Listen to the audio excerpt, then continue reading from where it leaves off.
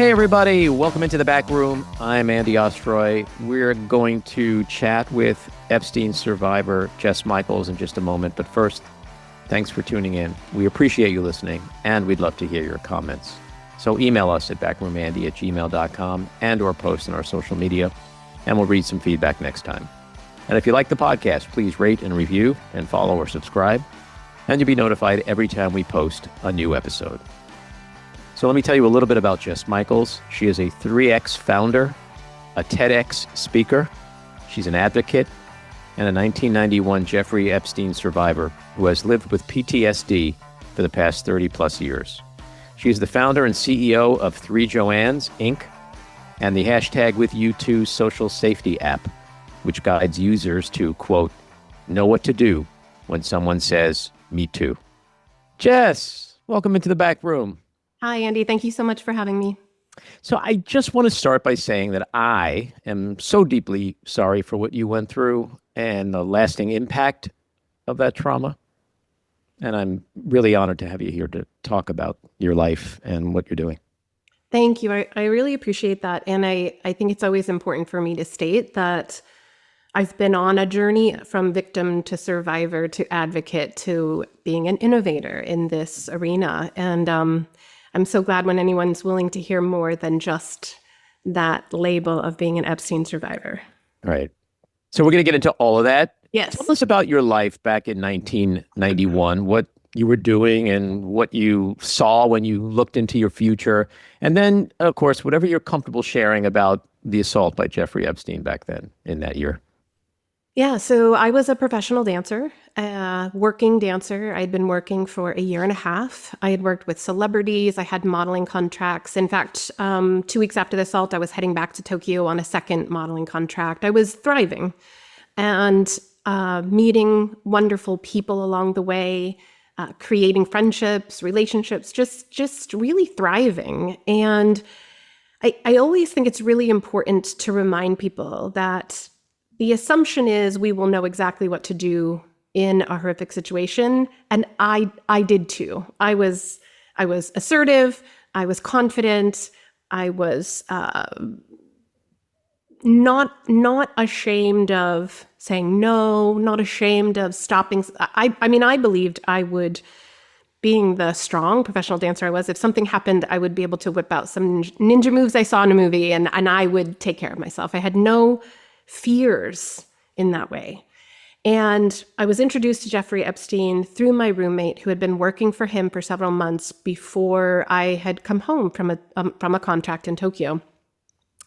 I also think it's really important to note that what I recognize now was I was being groomed for 2 months before I was ever introduced to him.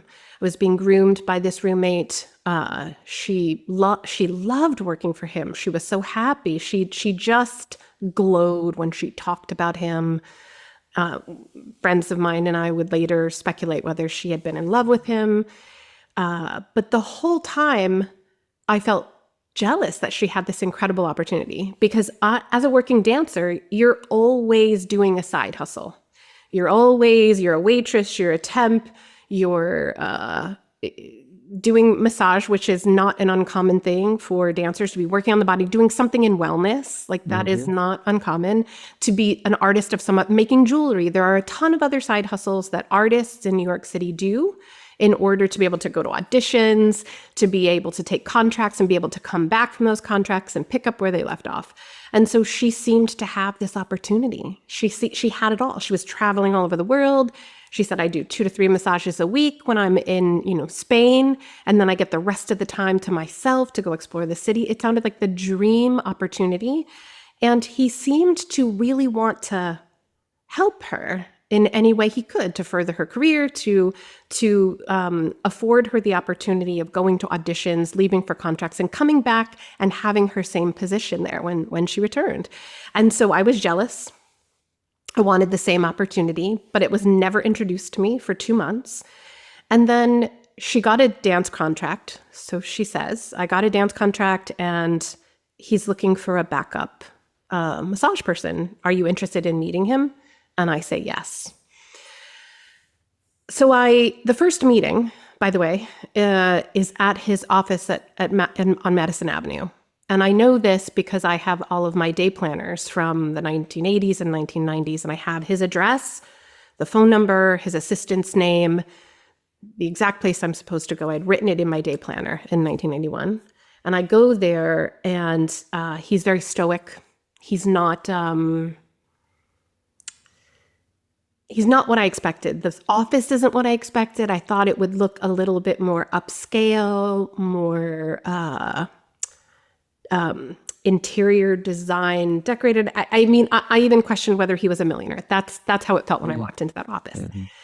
But he did two things that I think are really important also, because as an advocate, I share my story so that people will learn. He first did what I call, like in sales, the takeaway. He acted like maybe I wasn't right for this job. He would ask me questions about the body and the way that things, he acted as if I should know, but didn't, and then clearly set himself up as an authority. That is a typical grooming approach. That's a typical grooming technique. The second thing that he did, he said, well, you're gonna have to do some learning. And so he had me come around the back of his desk. He opened a big file cabinet-like drawer that had depth in it, and it had about a dozen copies of the same book, the Book of Massage. And he said, you're gonna have to go home, you're gonna have to study this.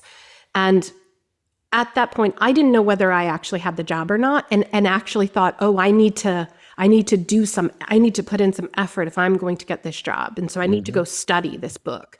And I did, being the overachiever that I am. And, I am very good at being a student and learning and growing and showing up the absolute best I can be. So I took that book, got a 3-subject notebook, went home and started studying it. Christine comes home and she says, he liked you. And she gave me the address. She said, you're going to call the office and make an appointment for a trial massage. And then you'll get the address. So that week I'm studying that book, and I am learning every single hand position, and I'm making a cheat sheet for myself so that when I go, I know I'm going to be able to speak eloquently about this. I'm going to be able to talk about the techniques that I learned, and I'm excited. So I go to the address that I'm given, which happens to be a penthouse. The doorman lets me up. There's a key, and it opens the elevator into this really posh penthouse with a sunken living room and floor-to-ceiling windows. And I've never seen anything like it. And that's the moment when I feel, oh, he really is this millionaire. Mm-hmm. And I've been telling and sharing my story so much, Andy, in so many places that I'm really limited right now. My capacity for sharing it in any depth is limited. Mm-hmm. So what I will say is that it's just because I'm tired. It's just it's a lot to keep saying over and over again, and I hope your listeners will have some empathy for that. So when I am there, he comes out, and the one of the important things I like to let people know is that even in that moment, I didn't feel scared. I felt brave, and I said, "So why do you hire professional dancers to do massage when clearly you could hire professionals?" Mm-hmm. And he responded with, "Oh, well, dancers know the body so well. They're so fit. They really know how to take care of themselves. And why would you have a fat personal trainer?" Mm. And to that point, he takes off his robe, and without asking, he says, "And dancers are comfortable with nudity." He doesn't make eye contact. He takes off his robe. He lays down a towel, and the massage is supposed to begin. And that was my moment of where fear started. Right. And what I hear from most people is like, well, then why didn't you leave? Because as women, we're always told we're overreacting. And he had set the standard, like, this is just professional. And this is what, dancers gave you a book. Yeah. This is normal. And that's the third thing I like to talk about when I talk to young people is about the normalization of the way things are presented. That this, and he said, even before he raped me, like this, you're going to have to take off your dress. I'm going to have to show you what to do. It's not a big deal. This is just professional. And so your brain is seeing something else, and you're hearing one thing that's different than what's happening. And there's a part of the brain, the amygdala, that knows when there's danger, even when we don't cognitively know what happens. And I froze, and he raped me, and I was so confused and disoriented. I even when I went home, I got on the subway going the wrong way. There's not because that fear trauma response, that defensive system actually bypasses your cognitive functioning. Your executive functioning is completely shut off from options. So that's the confusion. When you hear rape and sexual assault survivors and trafficking victims say the confusion that's there, it's because that part of the brain isn't even active. It would be the next day that I go into, I was a scholarship student at Steps on Broadway. I went in to go work my work scholarship in exchange for classes. And it was my friend, Joanne, that was like, hey, how are you doing? How did it go yesterday? And she asked me 3 times. And I just kept looking at her, and I still couldn't speak the next day until she grabbed me by the hand and she pulled me into the office, and I broke down in tears. And I told her, a fraction of what happened. And she looked at me and she grabbed me by the shoulders and she said, we need to go to the police. And it was kind of in that moment that I realized, oh, it really was that bad. But I don't know if you know this, we're Gen Xers, right? Like in 1991, as I understood the law, it was only determined rape based on how much you resisted. And so I froze. I believed the laws at that time. And since I froze, I thought, no one's gonna believe me. I'm a 22-year-old dancer, and there's this wealthy Wall Street guy with a penthouse and a plane. Like, nobody's gonna believe me. And so I shut it down in utter humiliation. The way I describe it is I turned into a mouse of a girl.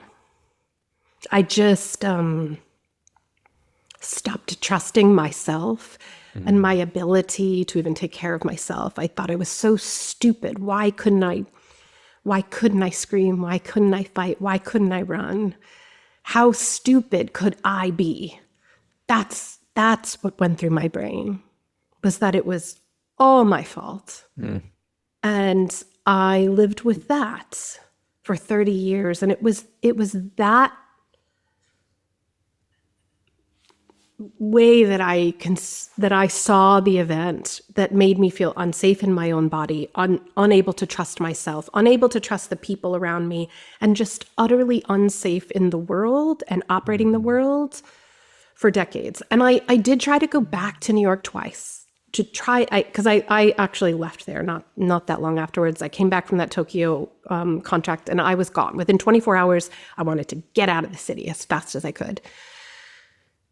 And I tried to go back twice, but I was so overcome by the anxiety and the insomnia, and my digestive system wasn't working well, and I was sleeping all day. I actually asked a friend, when I finally told her about it in the last couple of years, what happened. And I said, what do you remember of me at that time? And she said, well, she's like, you just slept all the time. Well, being awake, being cognizant it was hard to do given the trauma. Yeah. What's interesting, your story is so interesting and important on so many levels, but I think what's important for everyone to realize, because everything we're hearing now about Jeffrey Epstein kind of feels like it starts around 2005. Right. Right? Right. And your assault took place about 15 years earlier. Yep. Now, one can safely assume that there wasn't this big gap between what happened to you and all this other stuff that we're hearing about, which basically means this guy was doing this his whole adult life and maybe even earlier than that, that he was a lifelong predator, a lifelong sociopath. Yes. Horrible. Everything that you're saying. And one of the things I kept pointing out to people when I was telling my story, even to the FBI, even anybody that would listen back when I was trying to get anybody to listen, I said, look, that file cabinet, that drawer that he opened up had dozens of the same book in it. I wasn't even the first one.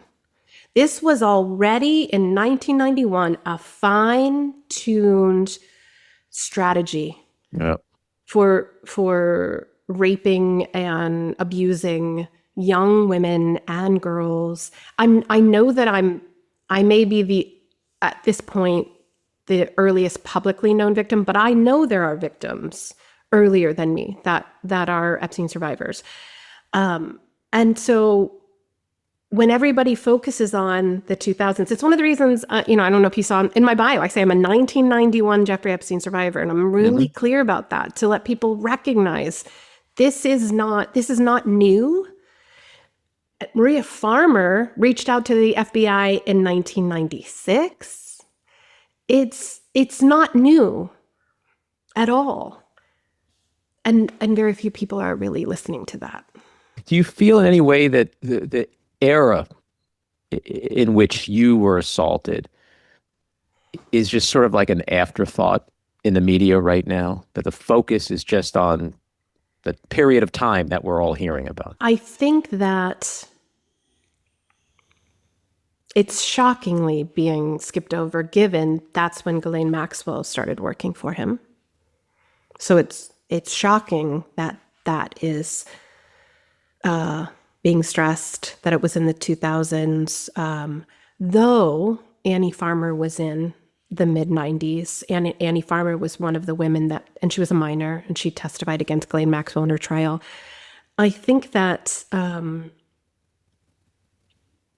people are not as interested in hearing about something that happened 30 years ago. And the idea is like, oh, what happened 30 years ago? I actually had the person that called me back when I called the FBI hotline, the person that called me back, which was a New York sex trafficking detective who was working with the FBI to return phone calls. He said exactly, he's like, well, it was 30 years ago. What do you want us to do? And I was shocked by that. But I also said, I'm not calling you about me. I'm calling to tell you about my roommate, who I then would learn had stayed working for him for 10 years.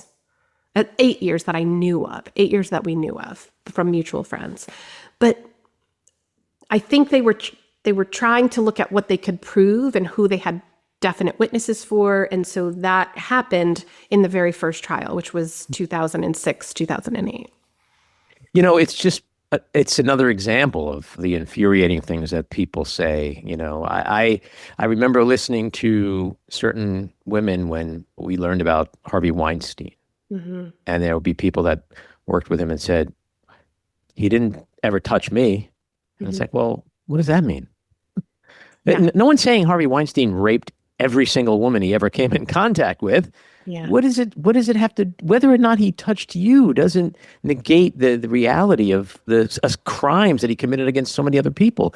And so the 30-year thing, or another thing is like, so now you come forward when he's running for office. Well, yeah. Wouldn't that be the most important critical time to come forward about a sexual predator if someone's running for office? In this case, like what happened with Donald Trump, it's just the wiring of people's brains, and I guess in most cases, men's brains who are in power, to just sort of delegitimize the stories that women like yourself have. There's a word there that you use, legitimized, and that's why it's really important that people understand, again, from me now being an advocate, is that predators know their prey. Mm-hmm.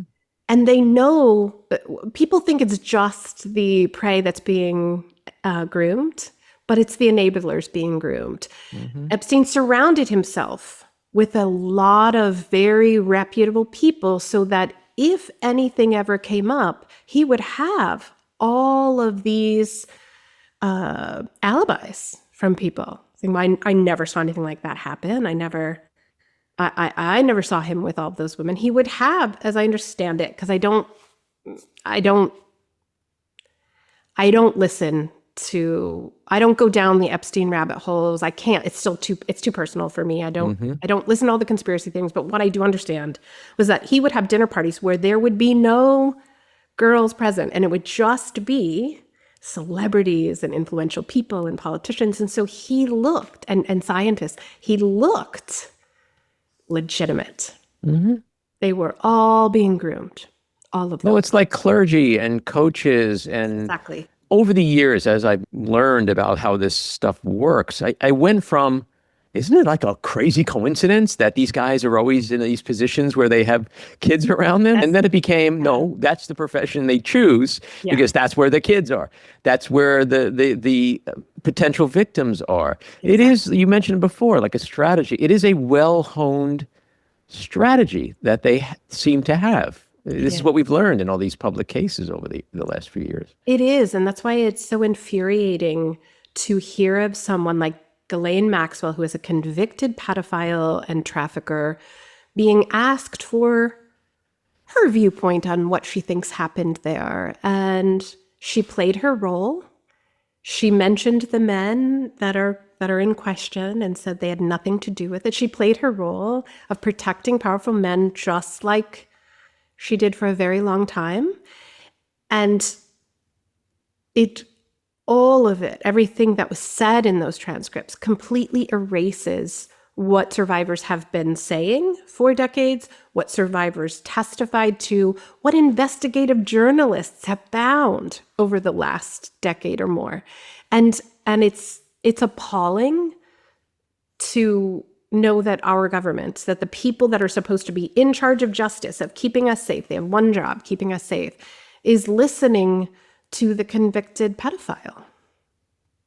It just injustice on top of injustice. I mean, every single corner that you turn when you look at the Epstein case is cover up on top of injustice, on top of cover up on top. I mean, it is over and over and over again.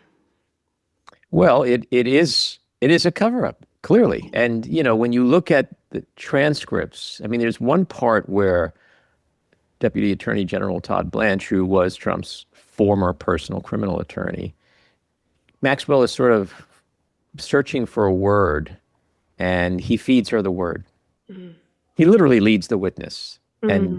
And so it was so clear that the whole thing was a charade designed to get, it wasn't to find information, it was to keep her from spilling the beans. And then, of course, a few days later, she's rewarded with a trip to a transfer to a minimum security prison camp. A vacation, yeah. She's getting and a it's vacation, like yoga and Pilates. I mean, What about the victims? You know, I in my social media and on my podcast, I'm like, hey, MAGA, we know what Maxwell got from that charade. What did you guys get? What did the victims get? Yeah. I mean, it seems like nothing this administration is doing is designed to help the victims. It's all designed to help Trump. It's designed to help Congress. It's designed to help the guys who were involved in this heinous sex trafficking. So I wonder if, you know, MAGA is ultimately going to accept what it's being fed. Like, is this not going to go away? Are the distractions working, I guess, where it needs to work? Like, it's not going to, me getting distracted doesn't matter. You know, if MSNBC and CNN start talking about Rosie O'Donnell and troops in LA or DC, you know, MAGA doesn't watch MSNBC and CNN. So it's not like they're getting distracted there. So it's like, where it really counts, is this all just a waste of time for Trump? Because these people were promised something. Yeah. And they supposedly say they care about children and pedophilia and sex trafficking and the deep state and rich, powerful people, men who were abusing children. Like, and he promised to expose and prosecute and imprison them all, and he's not. So I'm just wondering, like, the trip to Florida to meet with Maxwell, like, this at the end of the day, is it really going to be worth anything to them? I don't know, but I will tell you something that I really want to believe somehow that the reason that MAGA believed so much in Trump, the basis of their loyalty was around saving children. That on some level that wasn't a fake aspiration. Back in 2021, when I started sharing about what happened, and that's when I kind of dipped my toe into the waters of social media and advocacy and sharing my story. And I would have MAGA Republicans in my comments saying, "Don't worry, Trump is your guy. He's been helping the FBI." And they were sincere. They were like, "This is going to come to an end. He's going to do this. He's going to be the one that gets you your justice." And they were sincere. And so if there's any MAGA that's watching this right now, that would be my appeal to them is, do you remember when you believed that? Do you remember when you said that he was going to be the hero of this? There was even a tiny bit of hope on my part when Pam Bondi put those binders out in that big in February. I was like, okay, bring it. Like, do this one thing. Do this one thing. And this should not be a partisan issue at all. This is about child sex trafficking and the safety of women and children. And it should not be politicized. It should be an easy road to justice for this. There shouldn't be any questions. There shouldn't be any delays. There shouldn't be any distractions. We have hundreds of thousands of pieces of evidence, 100,000 files. I mean, this type of crime rarely gets prosecuted. It's rarely prosecuted. What is going to happen to justice in this country if when you have all of that evidence and it is not prosecuted? What happens to the future of justice when we set this precedent? That's why I beg anyone that's listening to me to please don't let it go, because this will be the line we can never get back once it's crossed. Yeah, you're right. And I saw something that somebody sent me this morning that was literally like asking why does MAGA do and believe the things that it does? And he boiled it down to what he said was identity. Yeah. And he said that the nanosecond they agree with certain people that certain things are happening is the minute they have to admit that they've been duped. Yeah. They don't want to be identified as somebody that's been, taken for a ride. So it's more cultish, and that helps understand why they're accepting all the things they accept. Although I do believe that there are people peeling off of that. I've talked to them. I've talked to them too. That's what I was going to say. What I know from the people that I've talked to, conservative women that maybe weren't necessarily full MAGA, but that were just conservative women, are not happy. They want these files released. They want justice done because they are mothers. They are sexual assault survivors. They believed him when he said he was going to save the children. So that's one of the areas I think that is severely underestimated, is that conservative women do care about this and have voiced it. And it's sad that this is being pulled apart in so many different directions to be a distraction when it's really simple. It's really, really simple. And well, it requires people to just stop and think. Just for example, Pam Bondi in February pointed to her desk and said, "I have the files and the list here." Yeah. So to the MAGAs out there, if you're watching or listening, it requires you to just close your eyes and think and ask one simple question.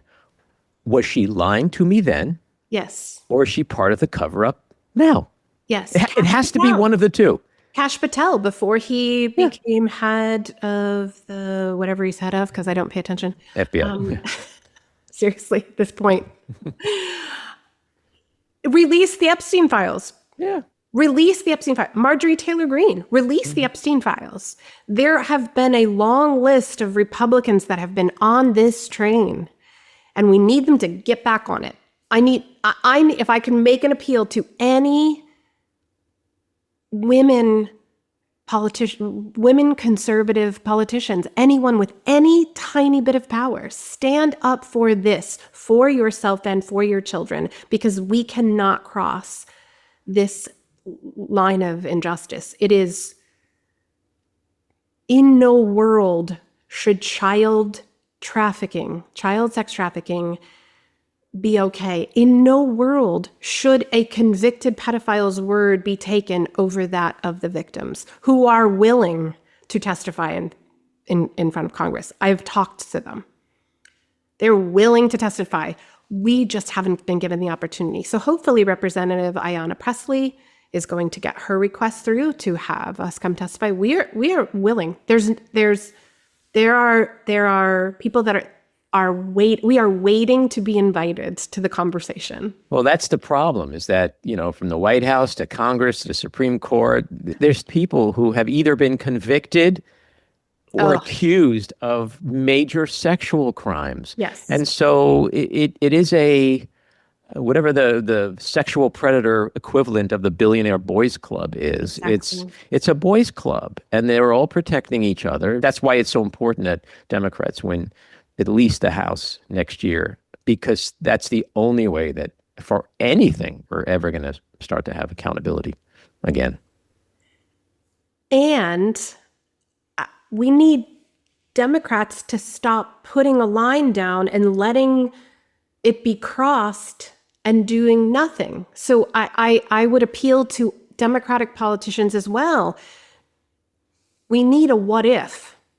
What if they cross this line again? What is going to happen? Because right now there's no what ifs. Mm-hmm. And so they put the line down, and the deadline on Friday crossed, and there was no additional, such a small fraction of new information was presented in 100,000 pieces of evidence. Mm-hmm. They pulled the same trick twice. And so now the line is moved again. But there was never if you don't present these files by this date, we are doing this. I'm not seeing enough action. I'm seeing a lot of words, and it's extremely frustrating on the victim's part. Yeah, well, and that's a great point. And, in addition to Democratic leadership, which is, to me, failed miserably. If I see one more Chuck Schumer strongly worded letter, I think I'm going to shoot myself in the head. Yeah. But it's the people. I'm a believer in we the people. Yes. And Democrats need to get fired up, but it's back to also Republicans, conservatives, women on both sides of the aisle.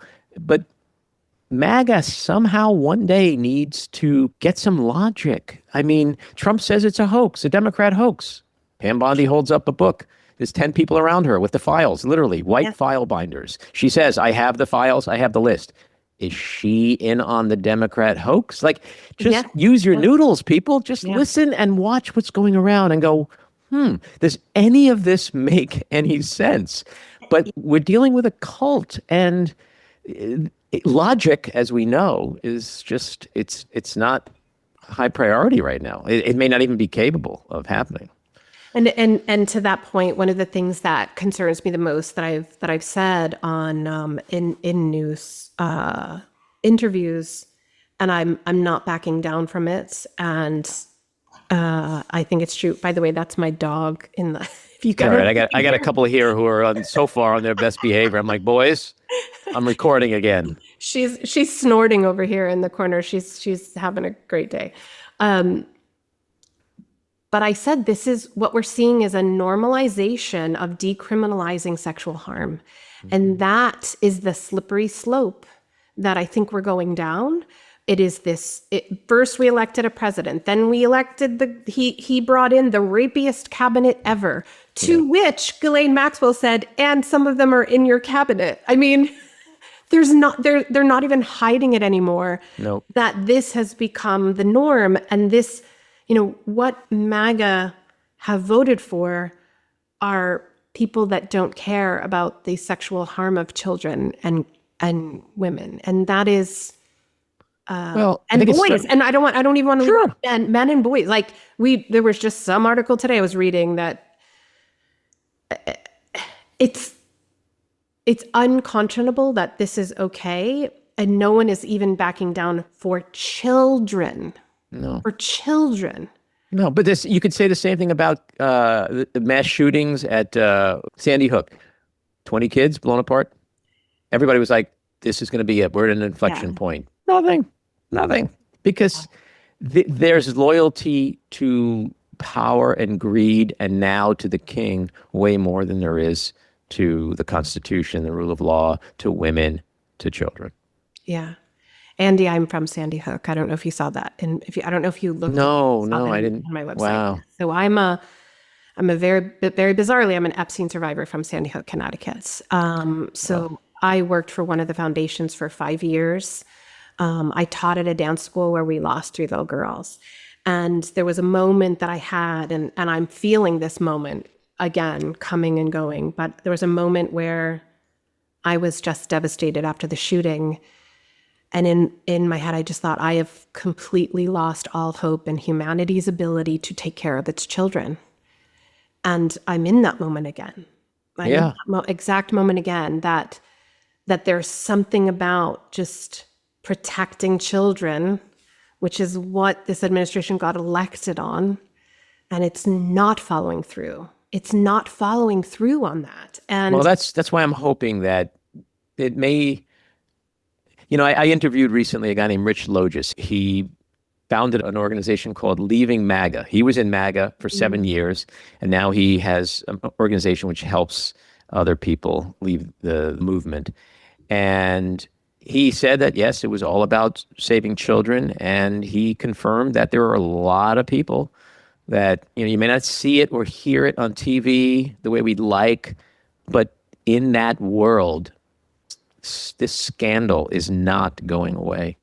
yeah. And it's now it was almost 2 months now, and it's still, then there's going to be a book coming out, Virginia Ray's family. I'm so happy that October. This is going through the end of the year. It's not going, because people are just going to go, where are the files? Yes. Right? It's not going away. It's not going away. So I don't know if you know, there's a presser happening on September 3rd next week in DC that two Massey, Representative Massey and Anna, both sides of the aisle are coming together to say we want to pass this Epstein Files Transparency Act, and they will be surrounded by Epstein survivors, some that will speak for the very first time, and I will be there to support them. And I really hope that there are conservative news outlets there. So it's supposed to be this press conference, and one of the things I commented on this weekend, which has seemed to have gone a bit viral, is I have been invited. I've had media requests day in and day out for the last couple of weeks. And I have done probably 4 to 5 interviews a week, every week. I have not had one request from a single conservative news outlet.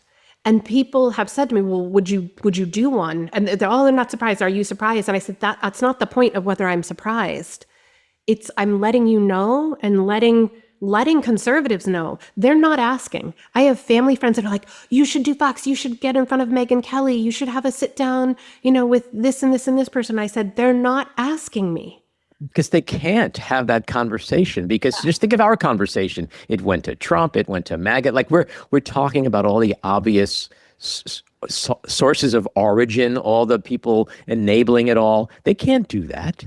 They can't. They're living in mortal fear of the king, and they can't do it. You should be on those. I am willing, networks. and I'll put it out there. I am willing to sit down with a reputable female journalist and do an interview that's conservative or middle of the road. I would do that. I would gladly sit down and talk about 1991. How do you, we're talking about the media.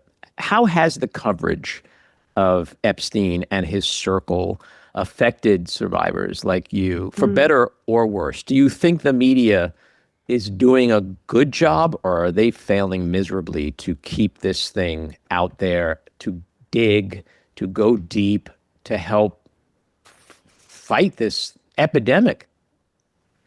That's a great question, because and there she goes. Ah, all right. Hi, Maggie. Good afternoon. Wake up. Maggie. How was your dream?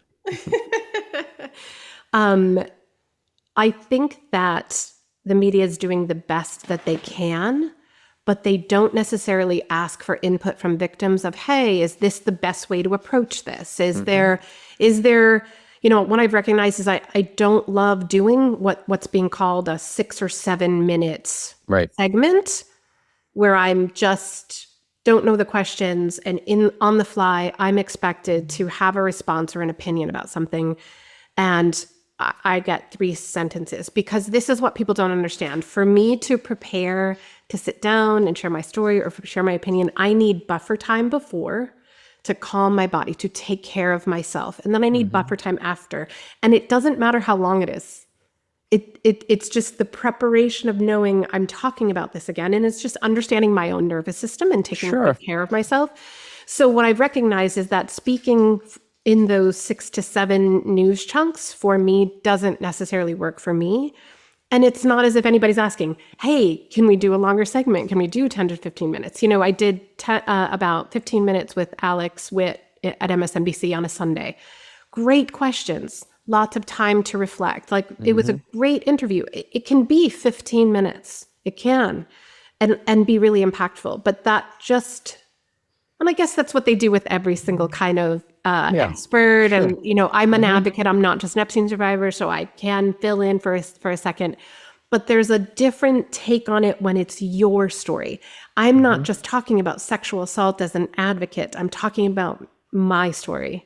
And so what I would wish for, if I could create my own trauma-informed media plan, was that if you're going to ask a survivor of any kind of trauma, you provide questions in advance to the best of your ability, with the understanding that it might change because of the news cycle, but to give us a minimum of 15 minutes. Because it can even take time to just relax with you and get comfortable with you, and be able to express it. Express ourselves eloquently, because the area of the brain that gets damaged when that defensive system of the body gets stuck, that fight, flight, freeze, fawn, trauma response gets stuck, is the Broca's area, that ability to get to your words easily. And it's one of the people see me and they're like, she sounds like she's doing so good. I cannot tell you how excited I am that I actually have my words back. Right. It's a huge healing experience for me to be invited here to have my words. And in the back of my mind is, am I going to freeze up again? Every time. So when it's something that's shot in this really tight, short moment where it feels like a lot of pressure, and it's live and the whole nation is going to be listening to it, and I have 4 sentences, I feel like there's a greater chance of me freezing up. Sure. Well, look, that's a ton of pressure, because like any piece of journalism, they know what they want going in. Yeah. So they already have the story or the segment produced in their minds. Yeah. You know what you want to do. And I really identify with that, because I've been living with trauma the last 20 years. I walked into a bathroom once and found my wife murdered in her office. And it was a big sensational story. You could Google it. It was all over the place. She was a filmmaker and an actress. And so it was very public. I lived with my trauma very publicly. I had to, because I had no choice. And getting it's a different level. It's a different level. But everybody has their thing. But I understand when, getting agency over your words and your life is so critical. And so when you're hit with a 3, 4, 5, 6 minute segment, you know what you want to say. Yes. And I used to do interviews a lot, only because I had started a foundation which supports women filmmakers, and I would literally give out the parameters. I'd say, if you want me just to be like some emotional sidebar, start crying and talk about crime, I'm not your guy. I said, but here's how it's going to go down. What's the interview? 5 minutes. I'll give you 1 minute of the crime, 4 minutes about recovering from that, starting my foundation, the good. We're going to talk about the good. And I turned Nightline down. Nightline down. So I get it. Like, when you go into these interviews, like, you don't want to just be the Epstein girl, that they can put on display and give them their juicy little spot, because that's not what the last 30 years of your life has been like. But at the same time, I don't want to sound ungrateful for having the opportunity to speak, because it's important right now for me to have that opportunity to speak. It's a historic moment right now Sure, of for course. all of us. And I don't. So when you say to me, was it horrible? Was it great? It was a learning curve for me, and I think they're doing the best they can, because they don't Sure. know any different. They don't know any different. They have a job to do. They have a job to do, and I'm learning what my responsibility is in that and how I respond. Kind of like how you did, where you learn to set up those parameters, right? Like how do I learn to respond to this? When it comes down to it, one of the reasons I do this is I'm a former dance teacher. Like, I'm doing this so that the next generation doesn't have to deal with what I dealt with. Well, you have a terrific story with three Joannes. Thank you. And I'd love for you to share the details of that. And you have, it's like a 3-part plan, which I'd love you to talk about. Thank you. As well. Thank you very much. I appreciate that. Three Joannes began. It's actually named after my friend Joanne, who was the first person that believed me. She's the first person I told, first person who believed me.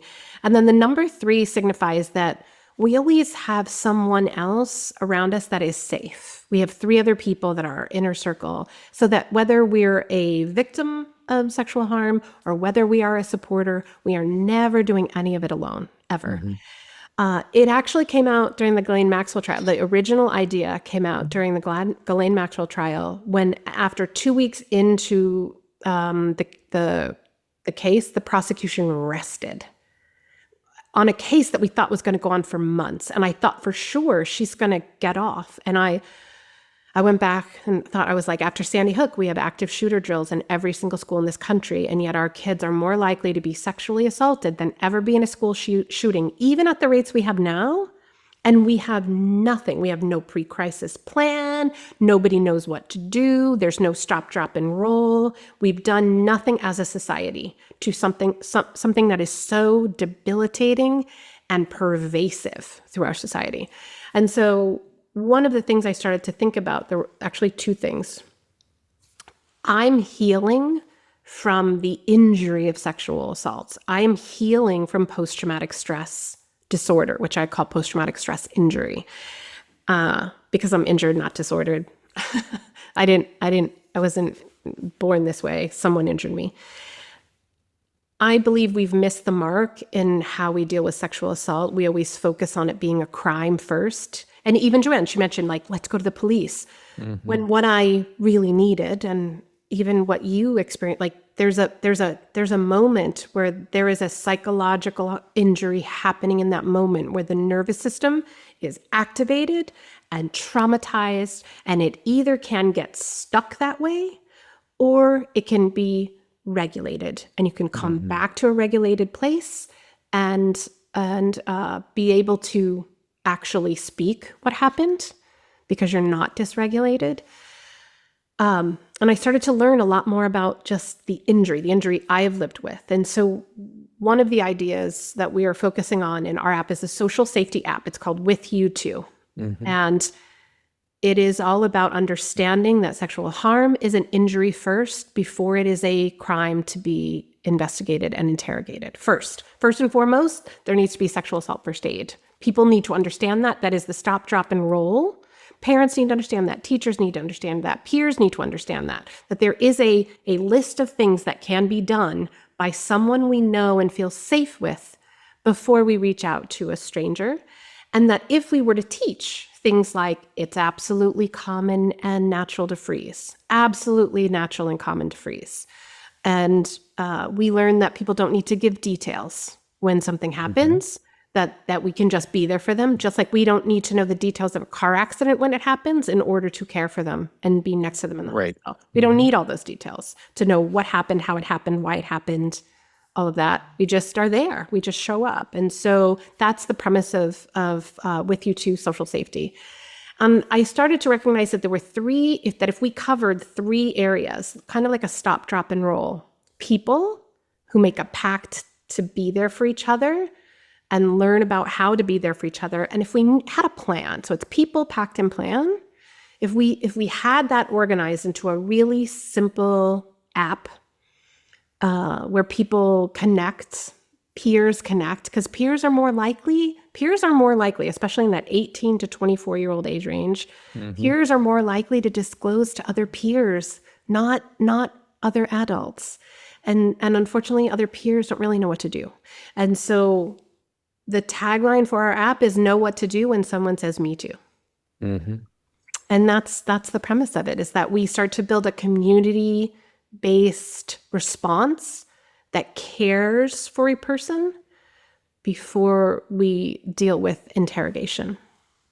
So it's like you talk about prevention and safety strategy and how those two things are really, really different. Very, very different. Yeah. We've focused so much on just prevention, and we don't want to deal with, so what do we do when it happens? Like those words are never spoken out loud. Right.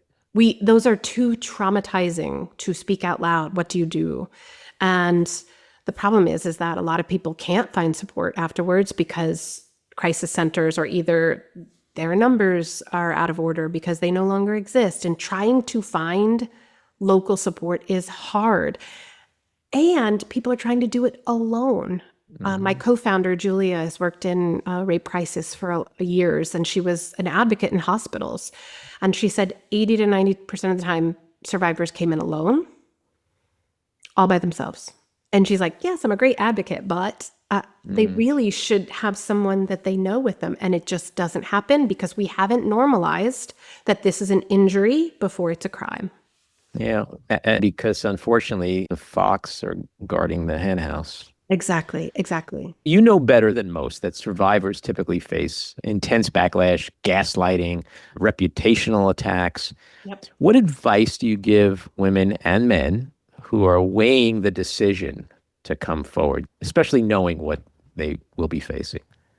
So the first thing I'm always going to recommend to anyone that is deciding to speak up, the first thing is surround yourself with 3 to 4 people that are safe, that you trust, that can be with you to do it. No one should be doing this alone. And I'm not talking about lawyers, and I'm not even talking about therapists. I'm talking about your trusted support system. So just like when you go for a cancer diagnosis and they say, how's your support system? Right. The same thing. You're a survivor of sexual harm, get your support system in place, because it's going to be hard. Everybody thinks that the hard part is just speaking out, but it's all of the processing of the emotions that happen before and after the speaking out, and in therapy. Like going through therapy, the professional relationship is one thing, but the support network is key. Absolutely key. And that is a big part that is missing, is our community support. I remember sitting with my therapist at one point and I said, I can sit in here inside these 4 walls and talk to you about this, but as soon as I walk out that door, I can never speak of it. And that was actually also one of the impetuses for me to do something and speak out, that I didn't want to feel that. I didn't want to walk out that door and suddenly I was carrying that burden again. So the second part is actually therapy.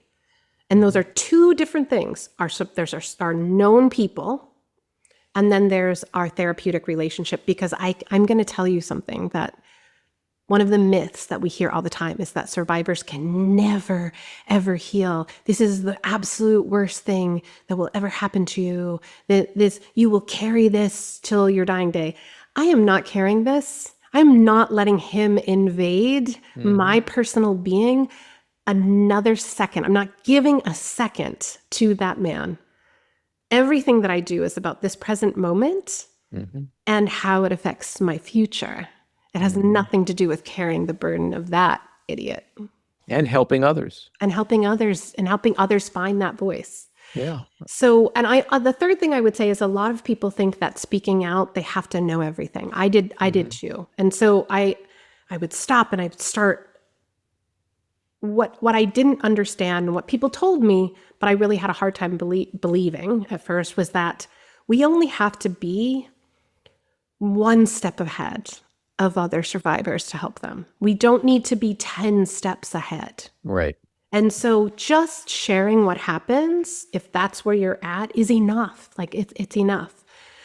The last thing I'm going to say, if you're going to speak out, make sure you have had some professional help for a while, because one of the things that happens that I see a lot is that people speaking out just re-traumatize themselves, and they are stuck in the wound rather than speaking from a scar.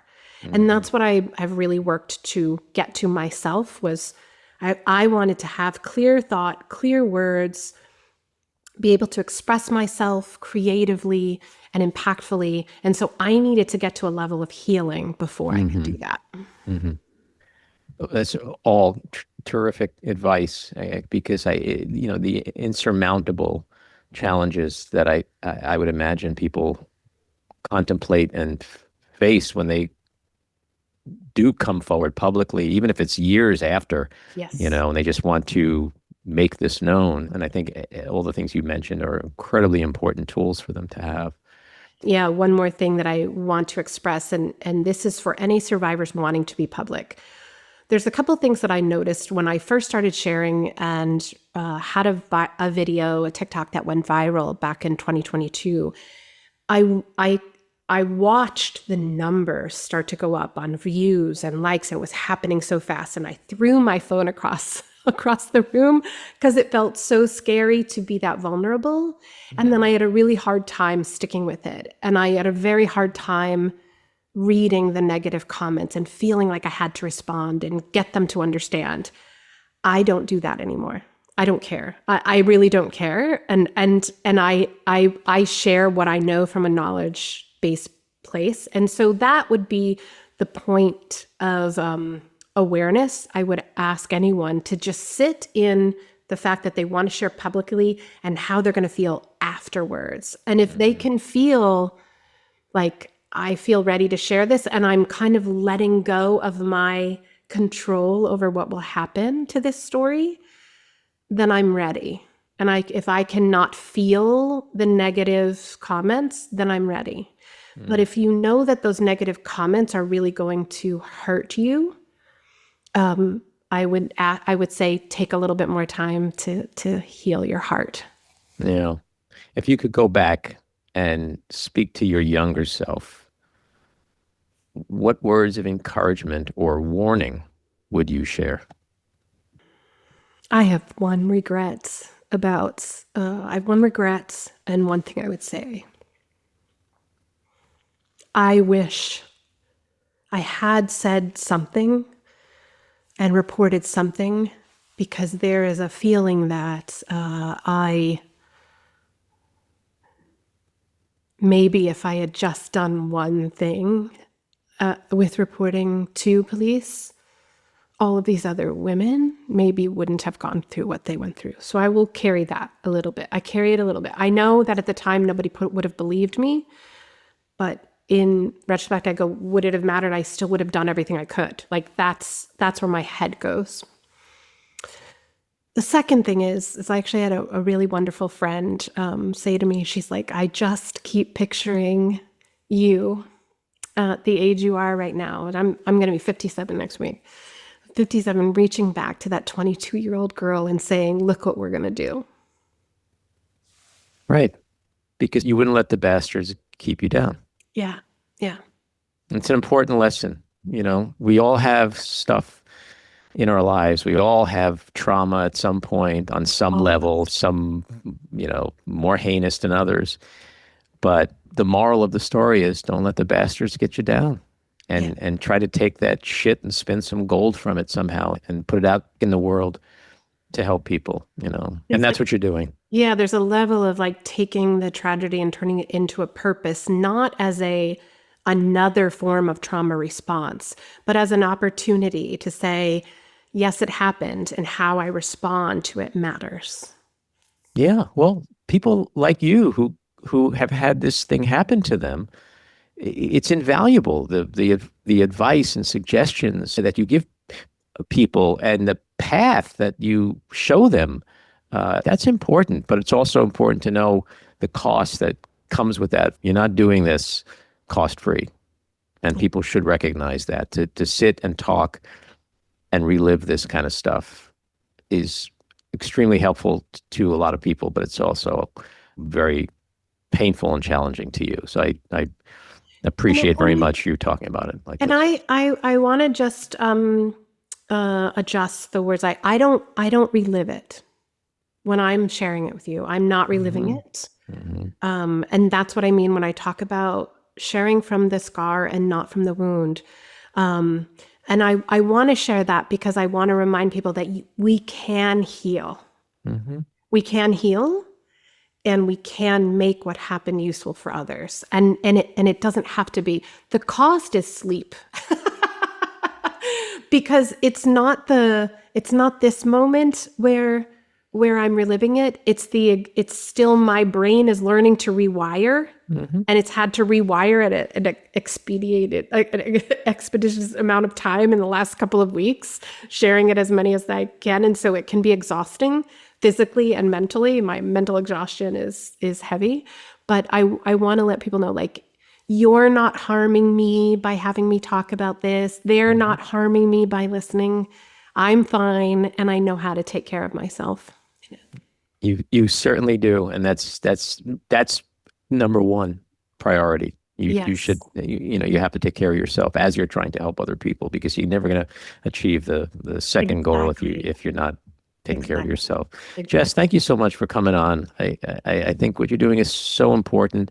I have 3 daughters. I think what you're doing is so important.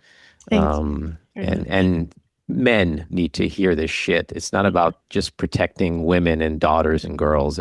Or men who are victims. It's about men standing up and doing the right thing, and just stop. Men have a big role in this. Yes. We need you. We need the good guys that are willing to stand up to rape culture. And rape culture is just being around your guys and hearing disparaging jokes or comments about women that men are dating or talking about or just seeing in their social media. It's little things like that we need to know happen more often than not, because we're not in those rooms. You guys are.